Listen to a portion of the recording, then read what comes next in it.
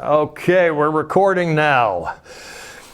Good morning, everybody. Hello. My name is Tom Timbrooks, and I am running for the United States House of Representatives in Oregon's 6th Congressional District for the Republican Party.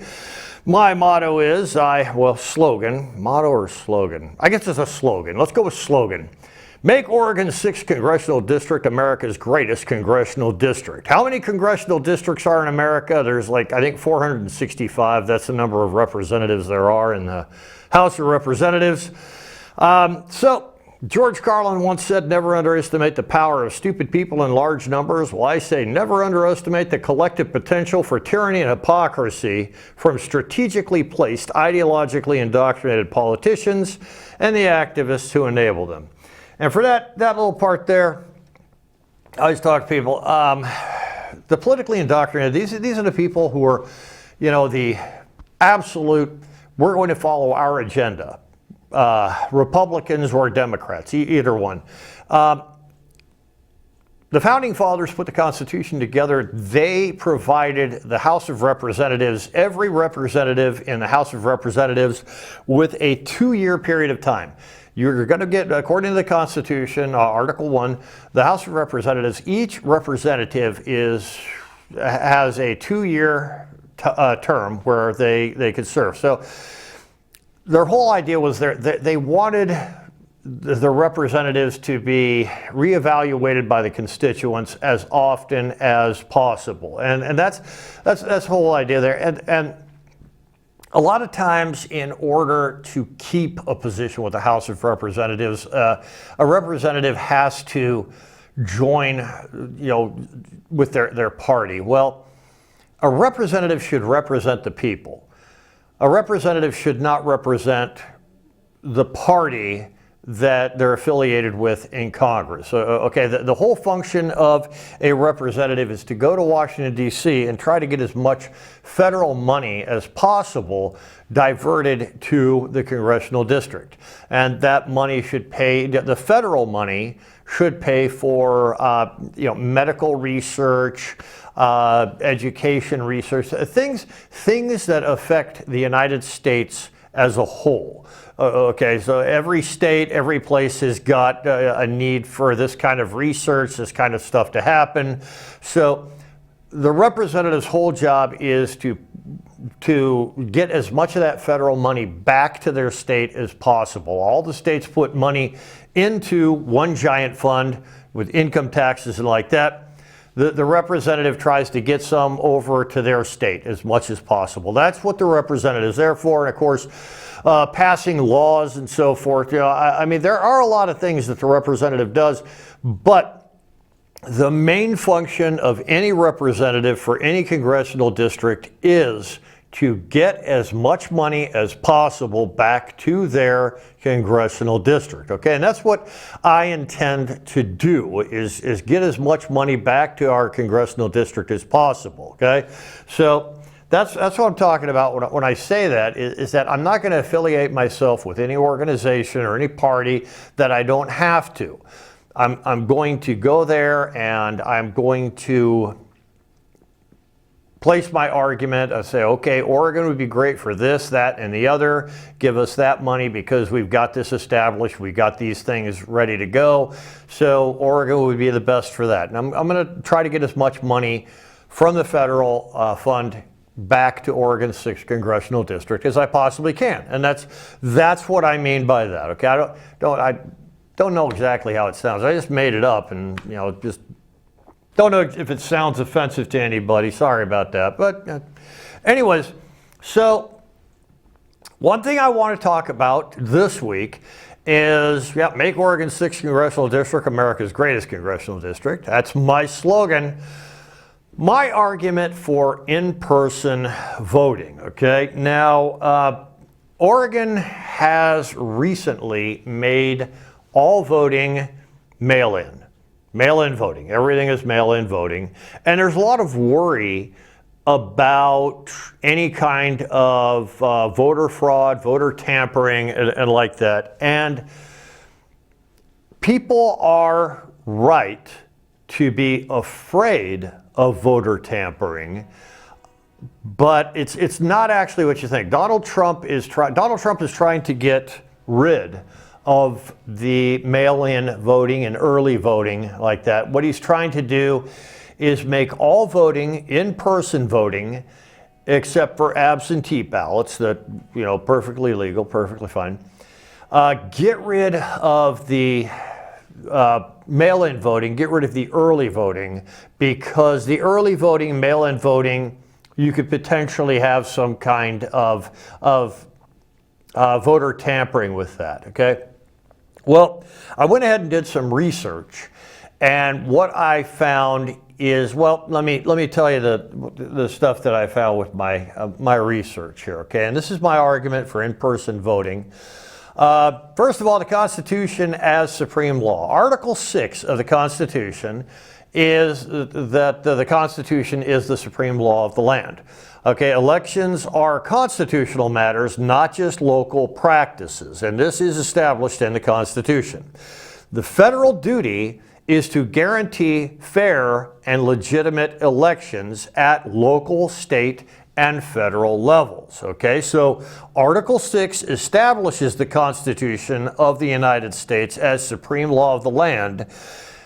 The federal duty of the government, the federal government, is to guarantee fair and legitimate elections at local, state, and federal levels. And how do we do that? Article 4 of the Constitution says the United States, the U.S. government assists state governments in maintaining law and order. Okay? Article 4 of the Constitution is basically Article 1 is the legislative. That's Congress. That's the House of Representatives and Senate. Article 2 is the executive branch. That's the rights and responsibilities of the president. Article 3 is the judicial branch. That's the rights and responsibilities of the Supreme Court. Article 4 of the Constitution establishes how in a constitutional republic, the states interact with each other and how the federal government interacts with the state governments. Article 5 of the Constitution is about the amendment process. That's how we get amendments to the Constitution. Article 6 establishes the Constitution is the law of the land. And Article 7 establishes how the Constitution becomes the law of the land. Okay, and that's basically it. 7 articles to the Constitution. That's what they are. So Article 4 of the Constitution, it says the United States government will assist states in maintaining law and order. This is how the federal government interacts with the state governments. Okay, now the 10th Amendment to the Constitution and local power. Local governments provide what Washington cannot. So the 10th Amendment basically, the Founding Fathers would not ratify the Constitution if there was not a Bill of Rights. So the Bill of Rights is the first 10 amendments to the Constitution. The 10th Amendment to the Constitution, the Founding Fathers were sitting around thinking, what have we forgotten? I don't know. But if we forgot it, let's just leave it up to the states. Yeah, let's write. That's the 10th Amendment. If the federal government isn't going to do it, it becomes the responsibility of the states. And that's really a great way to do it because it establishes the state as autonomous. It establishes the state as being more important, really, than the federal government. It establishes that the state is the primary concern, and the federal government's whole function is to help the states out. The federal government assists in anything that the states can't do, and the states do whatever the federal government can't do. So that's the 10th Amendment, okay? Now, where does this come in for my whole voting thing, okay? Why local elections are vulnerable, okay? And this is something I figured out with my research. I figured out that, federal elections aren't really what the president is worried about. The president is most worried about local elections. Because you see, local elections are really more important than federal elections, because the federal government is only there to do what the state can't do. If the state needs help, the federal government comes in. If the state doesn't need help, the federal government minds its own damn business and stays out of the state's affairs, which is good. I like that. It's good. This is my emotional support clipboard, by the way, just in case you were wondering. So yeah, the local elections are the things that affect you most. Which roads are going to be repaired? Which bridges are going to be repaired?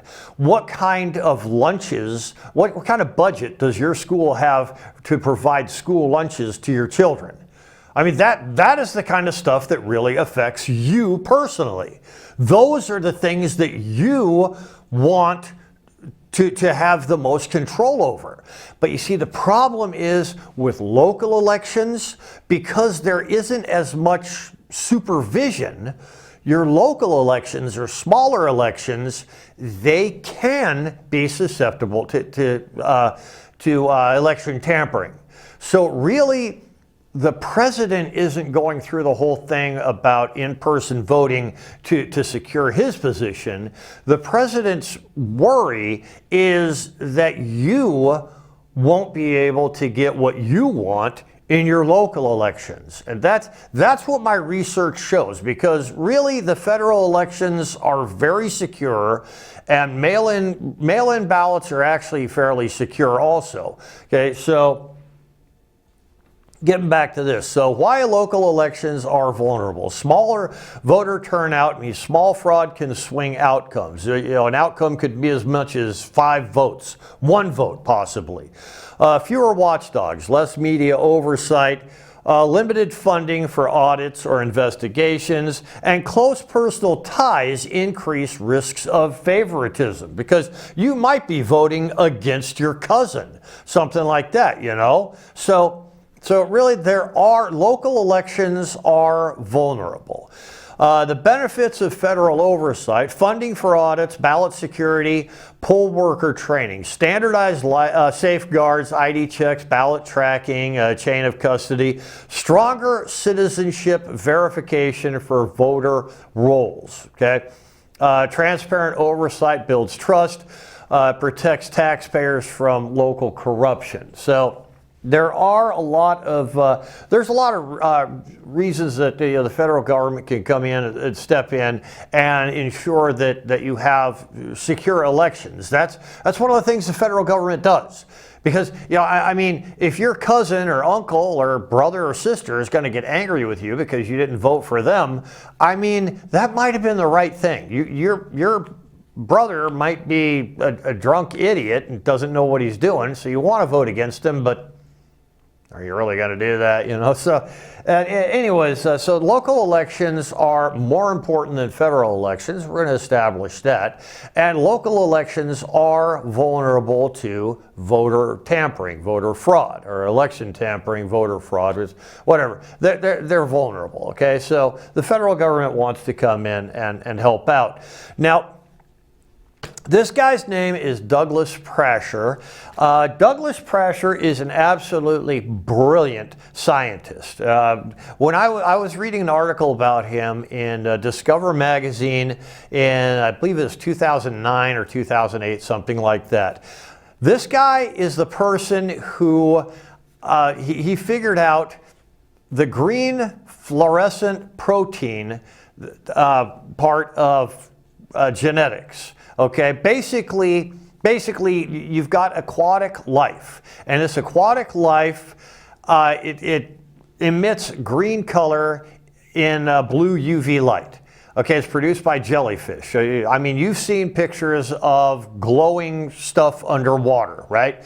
This is the guy who figured this out, okay? And what he did was he figured out a way to take this DNA and put it into regular life. You've got a glowing, this is not Photoshop.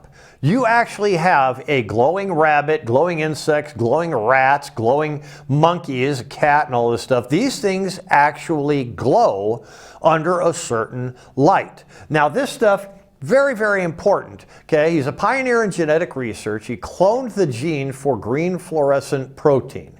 His work paved the way for a 2008 Nobel Prize. So he did this back in 2001, 2002, somewhere around there.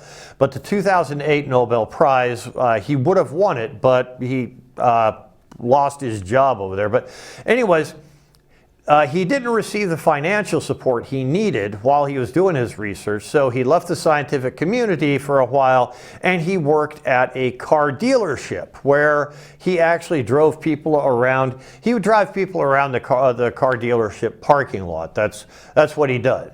Okay, and that is a terrible waste of an absolutely brilliant human being. You know, he's working in a car dealership because he can't get a job in the scientific community. And I was wondering, why is that? And there's actually political reasons for that. Funding and incentives favored hiring foreign researchers over U.S. talent. Okay, now, the reason this happened is because local elections were swayed by local people, the needs of local companies, the needs of local entities. And essentially what happened was the United States government decided to go ahead and provide funding to corporations if these corporations would go overseas and recruit talent from overseas. Okay, so people from India, from Taiwan, from Madagascar, or I don't know, France, Spain, wherever, as long as it's not the United States, these companies got financial incentives to hire people from other countries. So people like Douglas Prasher, an absolutely brilliant genetic scientist. I mean, the science that he created, the science that he's responsible for, it makes billions of dollars a year. He's responsible for a scientific breakthrough that generates billions of dollars a year in income. And he had to go work at a Toyota dealership driving customers around the parking lot because local elections decided that government funding should provide incentives for companies that go overseas to recruit people. And that's not a good idea. Okay, so this kind of thing is the result of local elections just hiring the wrong people, the wrong kind of people getting the job for local elections like that. So anyways, federal oversight would help citizens first. Clean elections ensure officials prioritize American workers, stops corrupt officials from steering contracts to non-citizen networks. It protects innovators like Prasher from being sidelined. And elections with integrity means jobs and opportunities for U.S. citizens. And this is another thing that representatives have to protect. They have to protect what the government actually does. Because the representative represents you. Okay, if you are in your district and you can't find a job because somebody in your district has some kind of law that says, yeah, well, we're going to recruit people from Canada and Mexico rather than the United States, then your representative has to get involved and say, that law seems kind of shady. We're going to look into that, and we're going to put the federal people on it to see if there was some kind of malfeasance in the voting, the whole voting thing.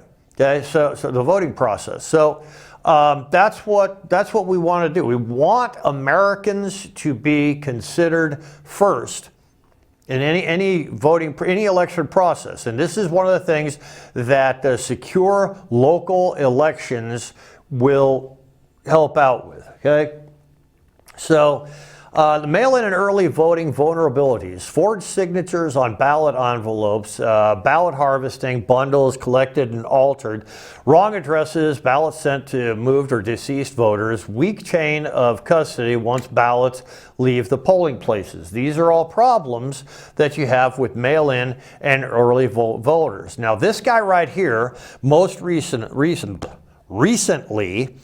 his name is Councilman Abu Musa, and he is in a little town, Hamtramck, Michigan. Okay, that's a weird thing to say. Okay, now what you see in the photographs here is he is in a car, and there is a ballot box, and the ballot box is being stuffed with absentee ballots. And this is the biggest vulnerability, okay? According to what I researched, the biggest vulnerability comes from absentee ballots. And this is a big problem because absentee ballots are provided by people who want to vote but can't be there. They might be in the military. They could be on vacation someplace. They could be, I don't know, sick, hospitalized, something like that. They want to vote in their community's election, but for some reason they can't. And these absentee ballots can be taken and utilized to swing an election. And like I said before, if only 5 or 6 votes matters in this election, then stuffing a ballot box with 15, 20 of these ballots, these absentee ballots, they could mean that a bad person, a corrupt person, gets the election.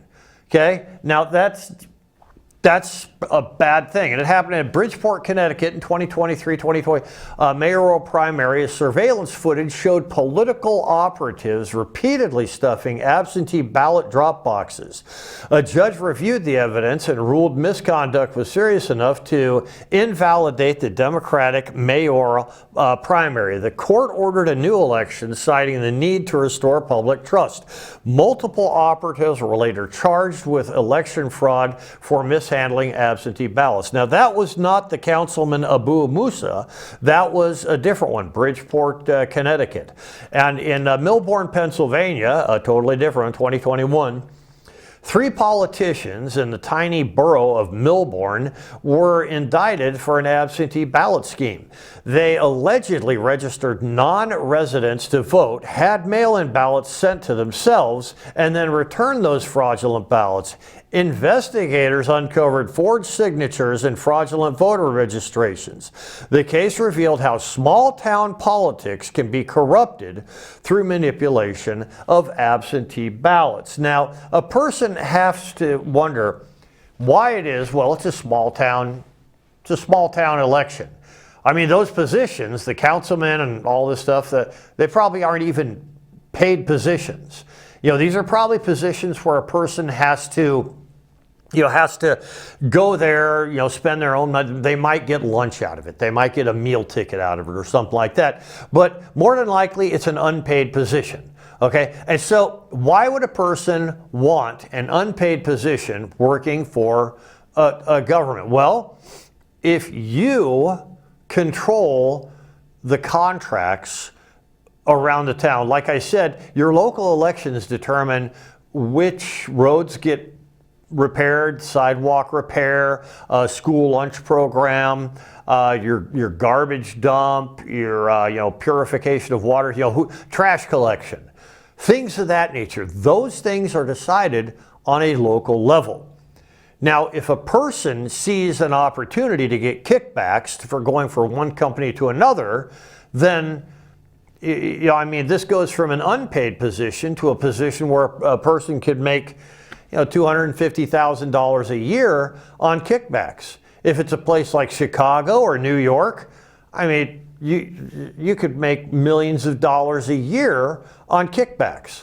So local elections are extremely important for local people, for you. You're deciding, when you vote for somebody, you are deciding who's going to take care of this stuff. And if you find out that there's some kind of corruption in the election system, more than likely that person has something to do with organized crime.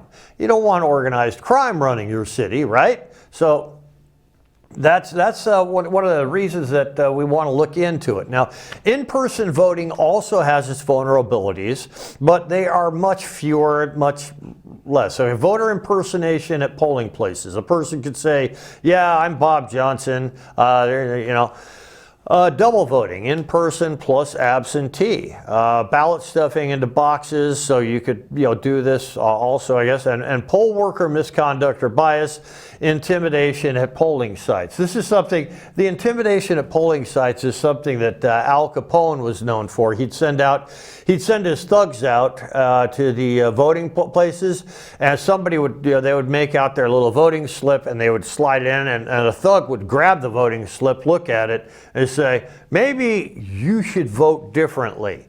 Okay, so this, in-person voting was being compromised there, and so that's the kind of stuff that can happen with in-person voting, but it's not as likely because it's going to be a lot more obvious. Now, with the mail-in voting and the late voting, there are more opportunities for any kind of voter tampering, any kind of election tampering. Okay, so anyways, in Mesa County, Colorado, the 21 to 24 election, County Clerk Tina Peters, and what happened was she allowed unauthorized people to copy secure hard drives and access election machines during a software update, breaking state and federal security protocols.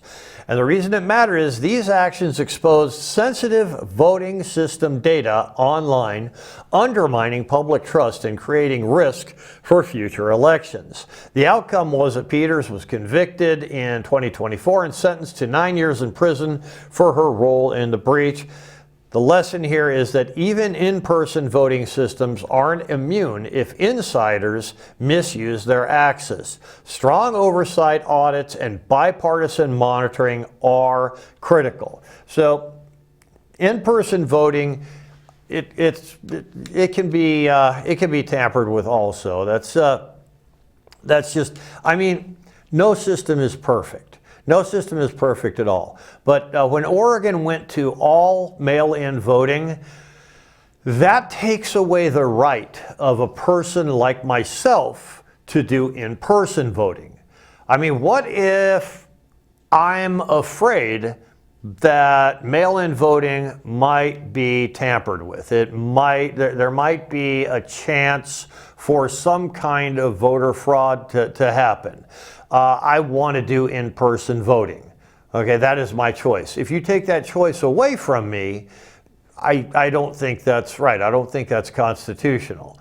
And I think that is the kind of thing, if I were a representative, I'm in the House of Representatives, I think what I would do is I would work on legislation that provided every state, every person in every state with the option.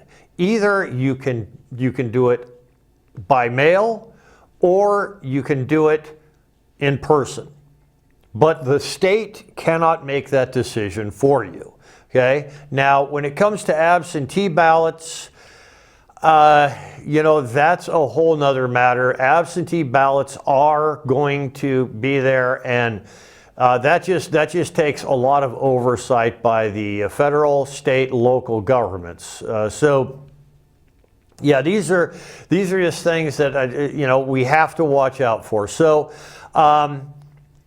my argument in favor of in-person voting is based on the fact that mail-in voting can be the subject of tampering. There can be problems with mail-in voting. It's very unlikely, but every American citizen should be given a choice to use mail-in or in-person voting. The absentee ballots, we're going to have to take that up to another level and figure out something with that. Okay, so anyways, so Why federal oversight matters: it protects local democracy and national trust. It ensures citizens, not foreign interests, benefit from taxpayer dollars. It keeps elections transparent, accountable, and constitutional. Federal oversight is not control, it is protection. So if we're worried about Big Brother, this is not Big Brother. This is what the federal government is supposed to do, according to Article 4, okay? So call to action: support in-person voting as the constitutional safeguard. Demand audits and transparency in every election. Prioritize American workers and innovators. And remember, without election integrity, every other right is at risk, okay? So organized crime targets or local elections, small margins, easy wins with little fraud. Okay, and that's like I'm saying, a couple of absentee ballots could make the difference between the good guys or the bad guys winning. Local races attract less scrutiny. Controlling offices, control over permits, contracts, law enforcement, like I was saying, which streets get paved, which sidewalks, who does the paving, who does the repairs.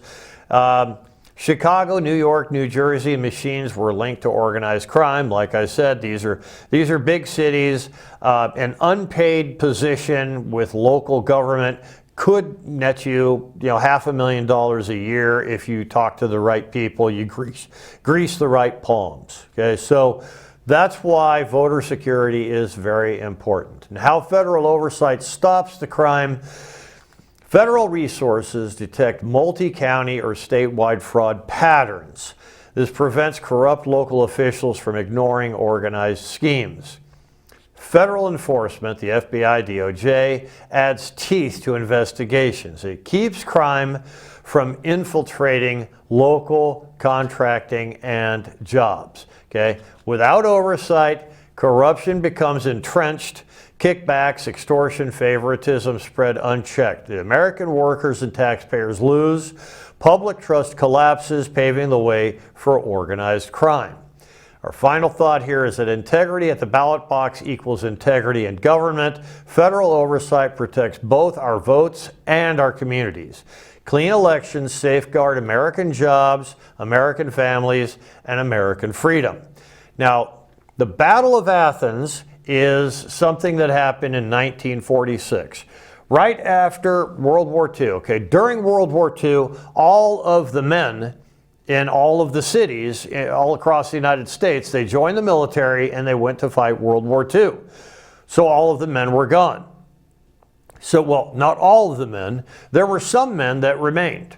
And these men that remained started to do some things in some towns, in some cities, like Athens. They started to do some things that were unscrupulous.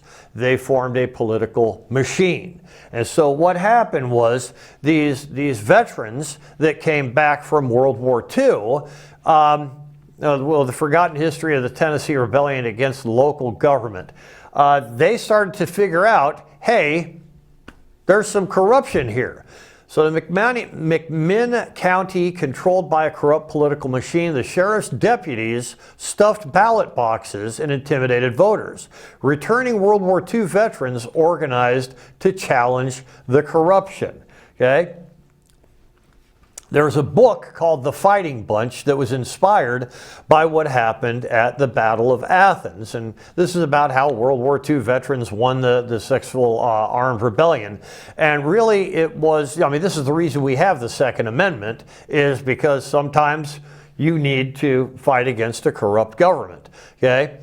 So the armed uprising and federal response. Okay, on election day, deputies seized ballot boxes, hid them in the county jail. So armed veterans surrounded the jail. A firefight ensued. The veterans forced the surrender, recovered the ballot boxes, and supervised a fair count. That's what they had to do to get a fair election at their local level. The federal authorities investigated corruption afterwards. So the lessons learned from Athens: local corruption can grow so deep that citizens lose all trust.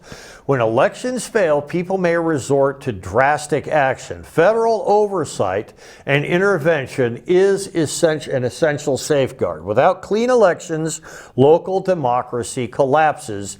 And like I said, local elections are the most important elections to the American citizen, just because, I mean, this affects your everyday life. The fire department that rescues you, the police department that safeguards your streets, the teachers who educate your children, the people who fix the bridge that comes into your town.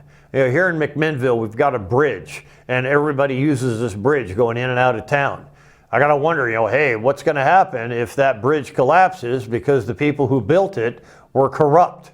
You know, they're just like, hey, let's build a bridge. Yeah, let's build a bridge. You know, let's not overcharge or, you know, steal anything. So that's why local elections are the most important for you, and that's why oversight is necessary, because local elections can suffer from tampering, you know, ballot stuffing and like that. So I am in favor of what Donald Trump is doing by making sure that in-person voting is available everywhere in the country, because in-person voting is much, much more difficult to tamper with than mail-in voting, and certainly absentee ballot voting. Okay, so that's my whole thing there. See if I got another light.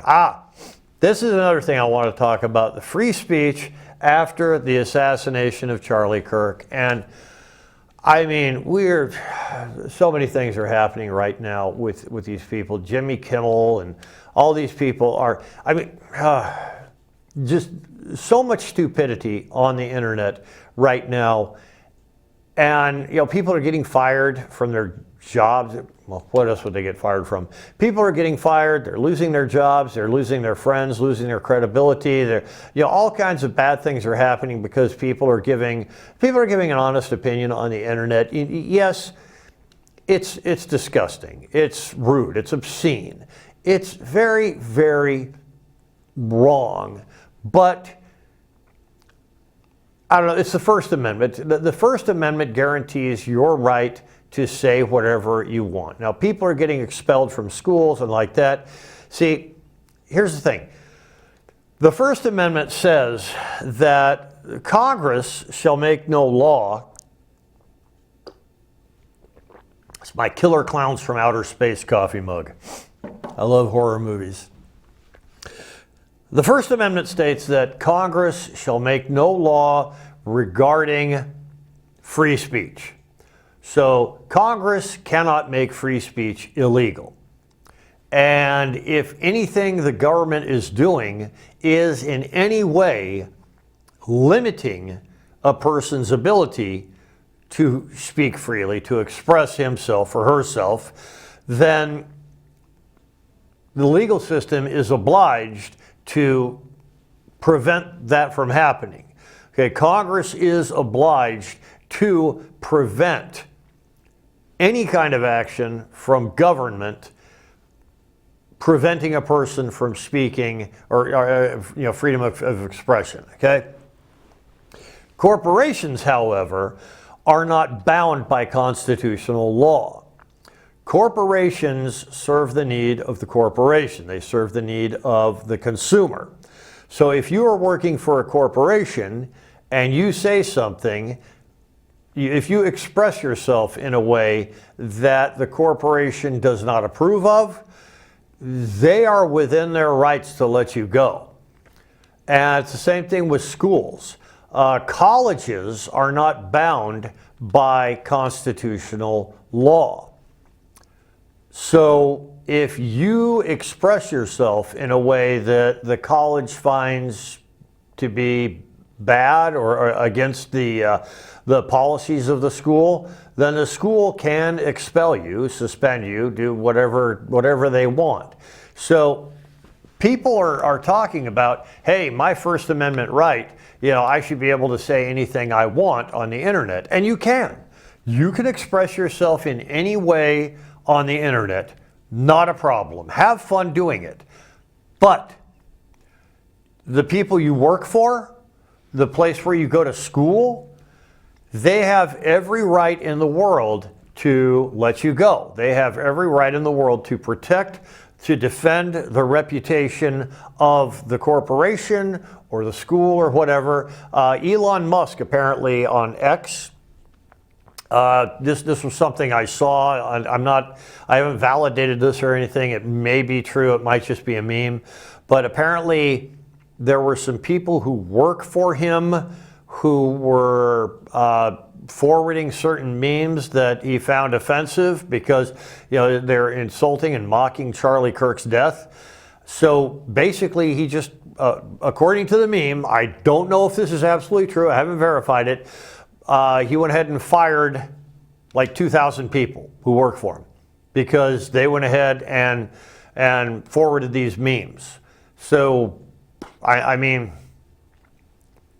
he's within his rights to do that. So if you complain about a company firing you or a school expelling you or something like that, they're within their rights. Now, I don't personally think they should, but here we go. Tragedy at Utah Valley University with Charlie Kirk assassinated while speaking in September of 2025. The suspect, Tyler Robinson, charged with aggravated murder. Federal prosecutors seeking the death penalty. The nation is shocked by political violence, of course, and we've seen that in the news. Leaders from both parties condemned the killing. Vigils and memorials are held nationwide. Online and campus responses are divided. Some mourned and honored his legacy. Others mocked or celebrated the assassin. And here you've got a guy who's dancing around. He's like, oh, I got shot in the neck. I got shot in the neck. Ha, ha, ha. Charlie Kirk got shot in the neck. That's really tasteless. And it's offensive to me, but he is well within his rights to express whatever feeling he wants. This is America, First Amendment, okay? But at Texas State University vigil, a student acted out Kirk's murder, and that's the person I just showed you. Governor Abbott called for the expulsion of those mocking the assassination, and this is where the debate, free speech versus punishment for offensive expression, okay? Now, this person also, she was dancing around and mocking the assassination, and she was saying things like, aha, your homie dead, like that. What she did next was she actually assaulted somebody. She took a guy's hat and ran with it or did something like that. So the police actually arrested her, and you see a picture of her being handcuffed there. And this is where the governor, Greg Abbott, is saying, hey, expel this person from the college. I guess it is within the right of the college to expel somebody for doing something or acting in a way that contributes to a problem with the reputation of the college. But for me, and I think for Charlie Kirk, I think these people have every right in the world to act this way. I don't think it's because of the First Amendment. Well, it is because of the First Amendment. I believe in First Amendment protections of freedom of speech. It's very important. Freedom of speech, freedom of expression is extremely important in America. And if we arrest people for acting this way, it's a slippery slope. You know, they aren't really actually injuring anybody. What she did was a minor assault. She grabbed a guy's hat and you know, this kind of thing, which, I mean, it's the kind of thing kids do to each other. They'll take each other's hat and run with it and stuff like that and say, chase me, that kind of thing. Do you arrest this person? I think the police just arrested her because they wanted to defuse a potential situation that could result in some kind of violence. So, yeah, I think, okay, maybe Greg Abbott is, in that particular instance, justified. But I think college campuses are sort of a gray area. This is where kids are learning, they're getting their education, and the best way to get an education is to do stupid stuff that gets you in trouble. Okay, I mean, the only people who never do anything wrong are the people who never do anything at all. And when it comes to a college, a university life, we want the kids to experiment. We want them to do stupid, crazy, dumb things, because in doing these stupid, crazy, dumb things, that's how they learn that these are stupid, crazy, dumb things. I mean, they're kids. They don't understand yet the consequences to their actions, and they're kind of gray on the whole between right and wrong thing. So remember I told you in a previous video, we're very fond of saying that the definition of insanity is doing the same thing over and over and expecting different results. That's from a book that was written in 1983 by an author, I think it was Tina Mae Brown, something like that. The name of the book, the title of the book was Sudden Death, and it was about the personal lives of professional athletes, how an athlete will go and pick somebody up at a bar, have a quick fling, break up, bar, quick fling, break up. And so this person saying, well, you keep having these cheap flings and breaking up, and you're expecting some kind of wonderful relationship to happen. You keep doing the same thing over and over and getting the same results. Isn't it kind of insane? Is it sanity to do the same thing over and over again and expect different results? So that's where we get that from. The legal definition of insanity is a mental state in which a person is incapable of understanding consequences to actions and is incapable of differentiating between right and wrong. Can't understand between good and bad. Okay, and really, that's 90% of the college students.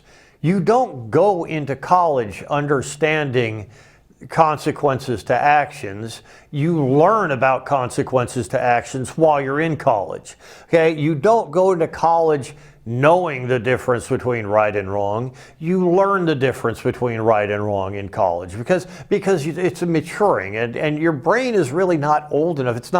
It's not complete enough until you're 25 years old. So really, a lot of these college students meet the criteria of insanity.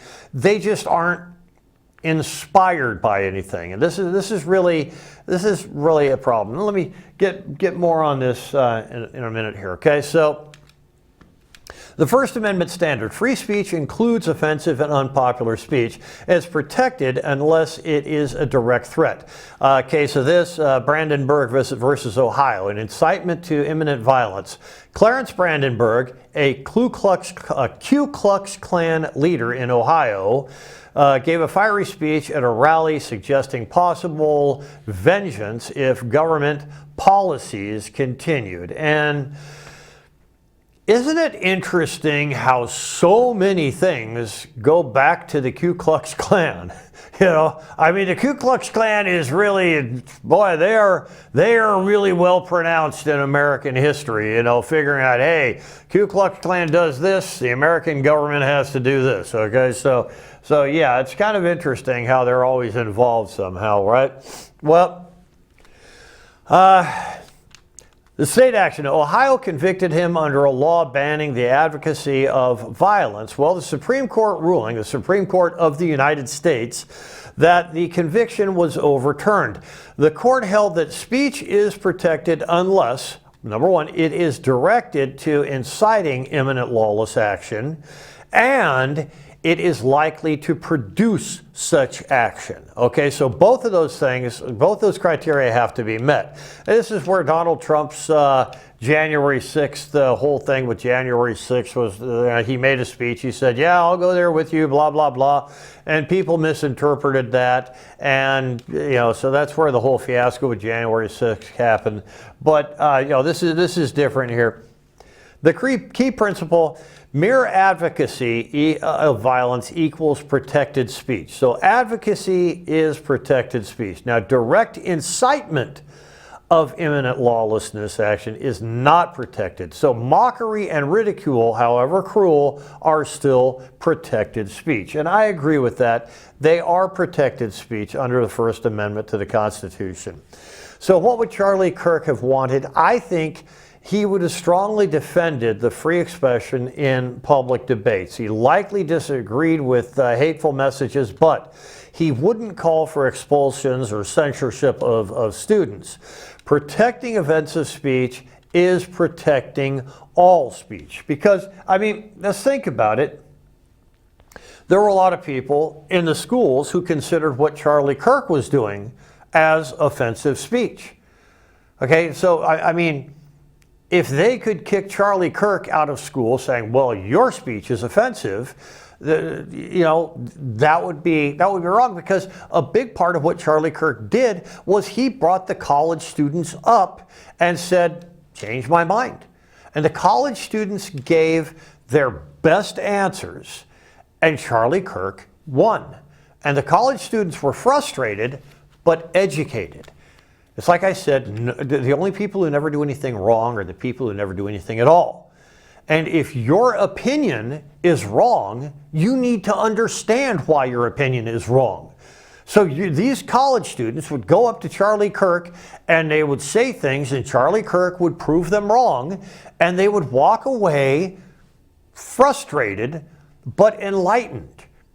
Okay, but if there were people in the college that considered Charlie Kirk's speech to be offensive or insightful of violence, then he never would have had an opportunity to go onto the college campus, and these students would be discussing their ideas in an echo chamber. Okay, so they would never have their ideas challenged. They would never think beyond the classroom, these people would not have the emotional maturity when they got out of college to understand that what they learn in college is not the end of all knowledge. What they learned in college was a tool set for them to use critical thinking skills to try to figure out what is right and what is wrong in whatever they do. So really, we cannot have any kind of censorship of free speech. And college is a critical place where free speech and freedom of expression has to be allowed. So I disagree with the expulsion of students who are exercising their freedom of expression. College is a time to be young and stupid. Okay, so don't expel them, just counsel them, talk to them, say, look, what you're doing is offensive. Yeah, it's protected, it's free speech and everything. The college is within its right to expel you, but we don't think it's a good idea to do it, so we're not going to. Just don't incite violence or whatever. But so for colleges, I would say no punishment for the kids, maybe some counseling, maybe something else. But yeah, seriously, they have to learn. College is a place where you go to learn. So I would say no, do not expel them. And I think Charlie Kirk would not want to expel the college students either, because, I mean, let's face it, that's what he faced on a daily basis. And that's how he got the reputation for providing enlightenment to the college students. So, like I said, he was a protector of free speech. And the more they push back against us, censor free speech, or cancel us, the stronger we become. The solution to hate speech is more free speech, and that's something he really supported. And Charlie Kirk's fight for free speech went beyond America. People all over the world are supporting his struggle for free speech. And I agree with everything he said there with the free speech. It has to be protected. Voting has to be protected. Constitutional rights of freedom of free expression have to be protected. Okay, that's just the most important part of being an American. Okay, so now I saw this meme, and to all the people crying online about losing their jobs because of what they said, imagine losing your life for what you said. And of course, these people are complaining, "Ooh, I lost my job because I said something about Charlie Kirk." Well, Charlie Kirk lost his life for something he said. And that is not exactly true. Okay, Charlie Kirk did not lose his life because of something he said. He wasn't killed because of something he said. Like I said before, the definition of insanity is the inability to understand the consequences to actions and the inability to distinguish between right and wrong. Both of those things have to be true. Most people below the age of 25 would meet both criteria because the brain is actually growing until the age of about 25, and the very last part of the brain to develop is the part of the brain that understands consequences to actions. So your brain is actually incapable of understanding consequences to actions until you're 25. Therefore, you are at least partially insane until you reach the age of your brain fully structured. So that's why it's critical, it's imperative for people to be provided with an understanding of consequences to actions and the difference between good and evil. Most people are not. Most of the people who go to college, they don't understand that. Most of the people who go to college, they meet the criteria of insane, but they don't go around killing people or doing stupid things because they are not inspired to. Okay, so you have inspired lunatics. An inspired lunatic is a person who meets the criteria for insanity and is inspired to do something, so goes out and does that terrible thing. The girl on the train that was murdered by the person, the guy who jabbed her in the neck, the model, I forget her name. The guy that killed her was a lunatic. He was an inspired lunatic. So that's why he killed her. And there are cases of assassination all over the place. These people are lunatics.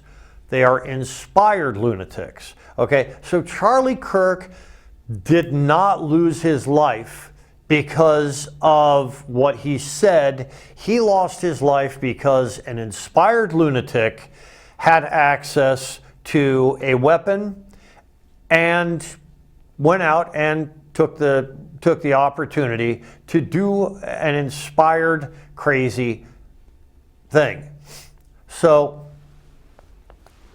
a lot of people, most people respected Charlie Kirk for what he said, and a lot of the people at the colleges, they did like the fact that he would come around.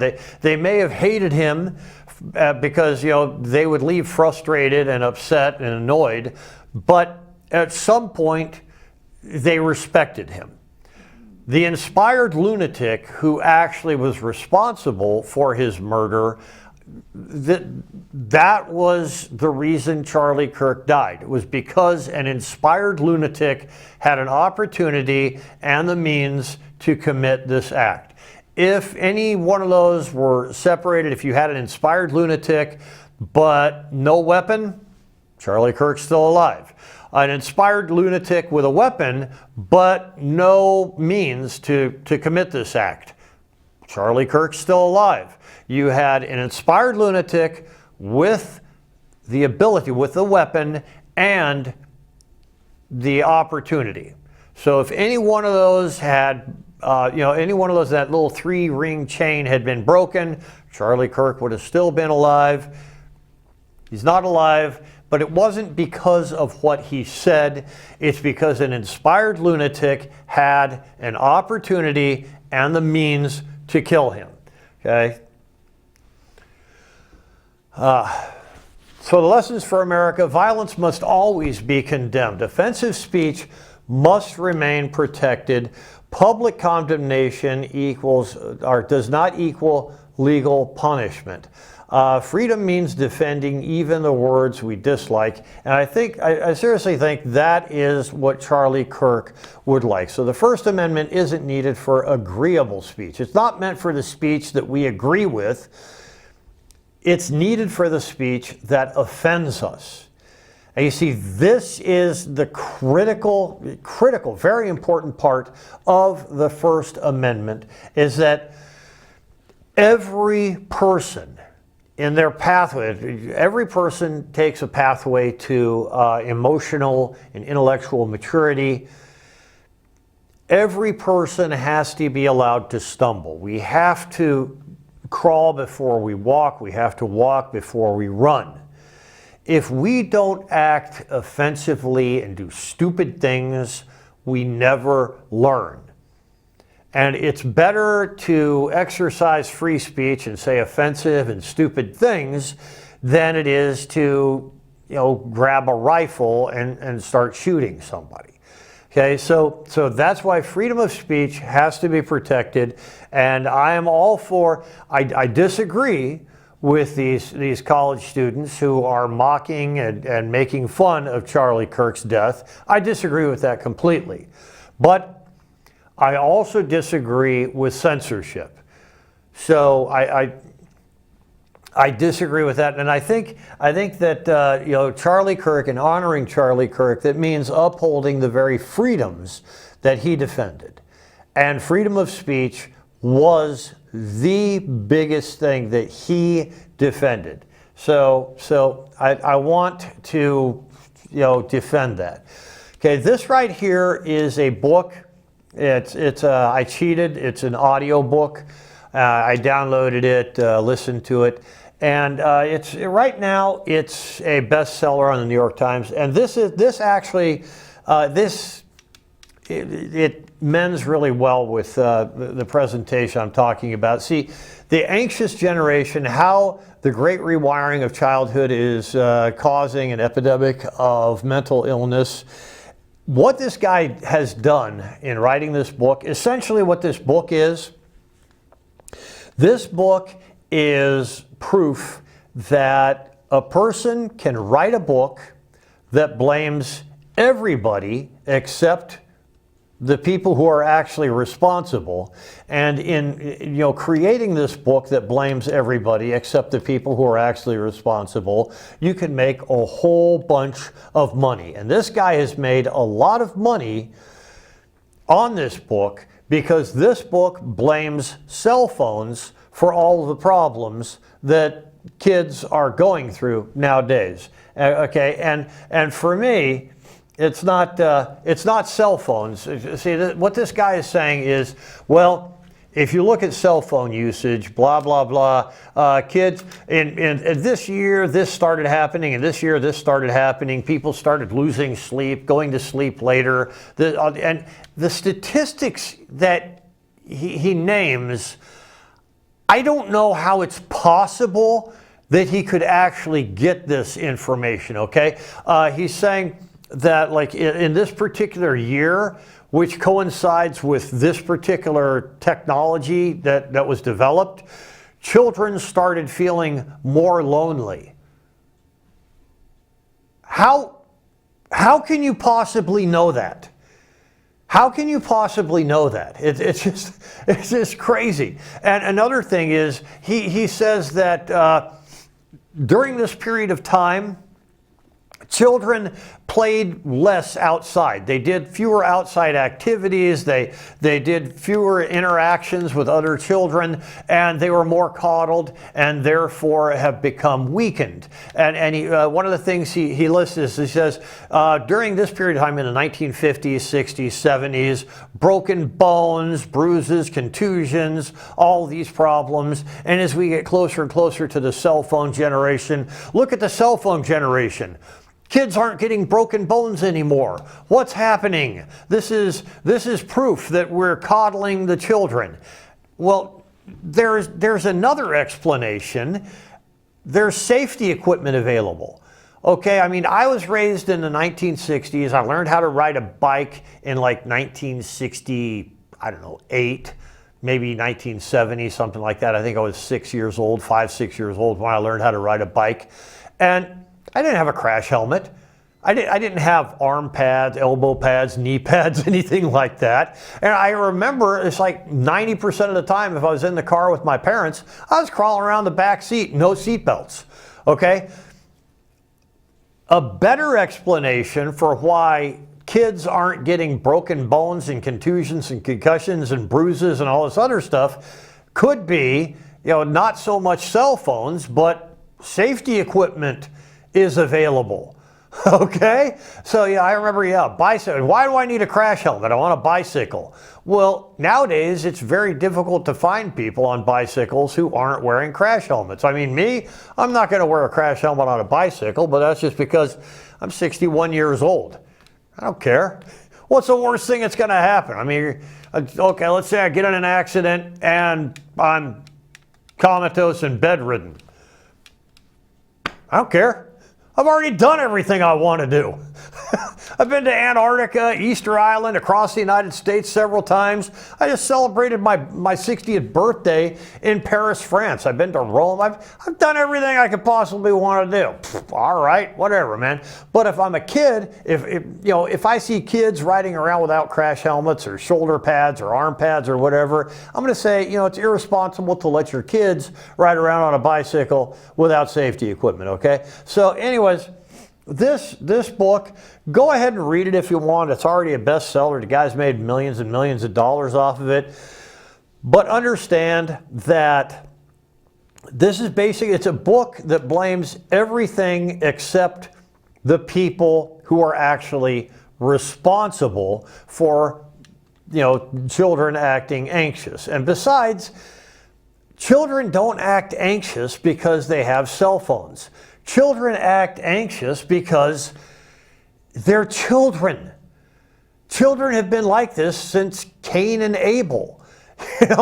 I mean, you cannot show a generation, you cannot give me a generation where the adults didn't complain about the children. Okay, it's just like, kids today. Yeah, kids all the time. So, yeah, the book, I listened to it on audiobooks, and it's well written, it's well produced, it's well presented, everything on it is very good. But just read it or listen to it with an open mind. The guy is blaming everybody and everything except what is really responsible for children being anxious, and that is they are children. Children are anxious. Children are crazy. Children are stupid. That's just the way they are, okay? And this is towards the end. The 10 things I'm going to be doing whenever if you guys elect me, if you put me in Washington, remove $5 trillion from the national debt, propose a 28th Amendment for transparency and financial incentives, secure America's digital infrastructure by requiring PLCs be built domestically, tuberculosis and polio screening for all migrants as well as food workers, 5-pillar blueprint of empower local governments, protecting our law enforcement through the Reasonable Operations Space Act, requiring early measles vaccination, American Talent First Act to ensure American workers are prioritized for American jobs, immunotherapy for cancer research, and in-person voting. Those are the things that I am going to be tackling. And as I said before, MAGA is Make America Great Again. And yes, I am a Republican, but I am a Make Oregon 6th Congressional District America's greatest congressional district Republican. I am a Mosque-Dagd Republican.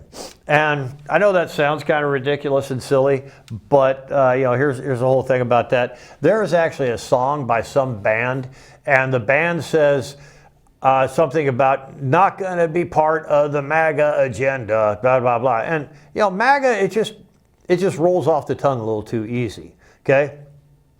Let's see them try to make a rock and roll song where it's like, not going to be part of the Mosque-Dagd agenda. Yeah, give that a try. So anyways, so that's the end of my presentation. Thank you very much for listening to me. I don't know. Oh, yeah, there's one other thing. One other thing I wanted to do here, okay? This is some bourbon I got, Buffalo Trace bourbon. I've got an inscription on the decanter here. And the inscription says, "Life is about great whiskey, bad decisions, and moving on." Okay? I wanted to hoist a drink to Charlie Kirk. Didn't get a chance to last week because I was unprepared. It had just happened, and I didn't really know. So I want to do it, and this goes in with what I was talking about with the things that college students are doing. Okay. Those are the bad decisions. And a lot of the bad decisions that people have made have been influenced by good whiskey. So really, I think the most important lesson that we can learn as human beings is moving on. Just forgetting about it, moving on. Okay? So I know Charlie Kirk would support me in saying that we need to allow the college students to make mistakes and move on. Okay? So here's to Charlie Kirk, and here's to great whiskey, bad decisions, and moving on. That's some good stuff. Thank you very much for joining me, and take care of yourselves. And I want you to vote for me. So vote for me as your representative, and I'll represent the crap out of you. Okay? Take care.